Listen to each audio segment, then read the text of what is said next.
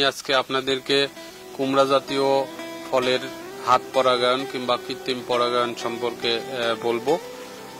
কিছু কিছু ফল আছে, সবজি আছে যেগুলোর পুরুষ এবং স্ত্রী ফুল আলাদা। আমার হাতে যে ফুল এগুলো আসলে পুরুষ ফুল। দেখেন, পুরুষ ফুল হচ্ছে নিচে কোনো গুটি কিংবা জালি থাকবে না কুমড়ার। আর যেটা স্ত্রী ফুল সেটাতে কিন্তু প্রথম থেকে এই ফুলে আসলে একটি কুমড়ার মতো মিষ্টি কুমড়ার একটা গুটি নিয়ে বের হবে। এটা হচ্ছে স্ত্রী ফুল। যেহেতু ফুল আলাদা, পুরুষ এবং স্ত্রী ফুল, এই জন্য অনেক সময় পরাগায়ন হয় না, পুরুষ এবং স্ত্রী ফুলের মিলন হয় না। তখন এই গুটিগুলো ঝরে পড়ে যায়, মানে পরাগায়ন না হওয়ার কারণে।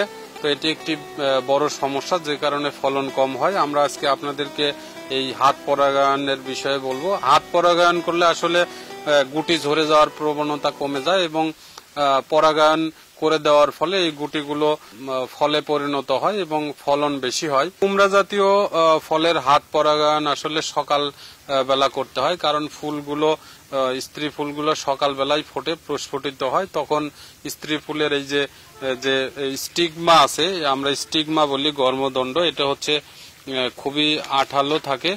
এই স্টিগমাতে আমরা এই যে পুরুষ ফুল যেটা আছে, এই পুরুষ ফুলের পরাগদণ্ডতে অনেক পরাগ রেণু থাকে। এই যে যেগুলো আপনারা হলুদ হলুদ দেখতে পাচ্ছেন, কোটি কোটি পরাগ রেণু থাকে। এই পরাগ রেণুগুলো আগে প্রথমেই দেখতে হবে যে কোন ফুলটা হাত পরাগায়নের জন্য উপকারী এবং পরাগ রেণুগুলো আসলে অবস্থায় আছে কিনা পরাগায়নের জন্য। তারপরে এই পুরুষ ফুলটা গাছ থেকে ছিঁড়ে স্ত্রী ফুলের এই গর্ভদণ্ডে আসলে এভাবে আমরা টাচ করে দিব। দেখেন অনেক আঠালো, আসলে পরাগদণ্ড রেণুগুলো এর সঙ্গে সুন্দরভাবে আটকে থাকে। এই যে আটকে থাকলো, এটা হচ্ছে হাত পরাগায়ন হয়ে গেল। এই পুরুষ ফুলের দ্বারা যে আমরা হাত পরাগায়ন করে দিলাম, এই স্ত্রী ফুলটা এখন ফলে পরিণত হবে। এই একটা পুরুষ ফুল দিয়ে আমরা 10 থেকে 12টা স্ত্রী ফুলে কিন্তু পরাগায়ন করাতে পারবো। এই যে এখানে একটা স্ত্রী ফুল আছে, এটাও আমরা যদি এই পাপড়িগুলো প্রথমে সরায় নিব, নেওয়ার পরে আমরা এভাবে পুরুষ ফুলটাকে এই পরাগ যে রেণু আছে, এটা এই গর্ভদণ্ডে স্ত্রী ফুলের এখানে আমরা এই স্টিগমাতে আঠালো যে স্টিগমা আছে এখানে আমরা লাগিয়ে দিব, টাচ করব কিংবা স্পর্শ করে দিব। তখন এই কৃত্রিম পরাগায়নটা আসলে হয়ে যাবে। তো এভাবে আমরা পুরুষ এবং স্ত্রী ফুল প্রথম চিনব এবং সময়টা জানবো যে কোন ফুলের কখন পরাগায়ন করাতে হবে।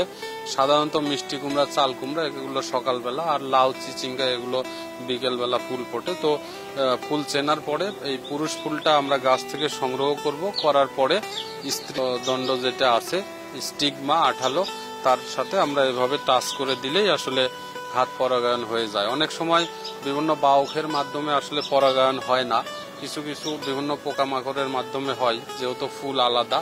তো আমরা যদি বেশি ফলন পেতে চাই এবং এই যে জালিগুলো পচে যাওয়া, এই সমস্যার থেকে যদি আমরা উত্তরণ পেতে চাই, তাহলে আমাদেরকে অবশ্যই হাত পরাগায়ন করে দিতে হবে।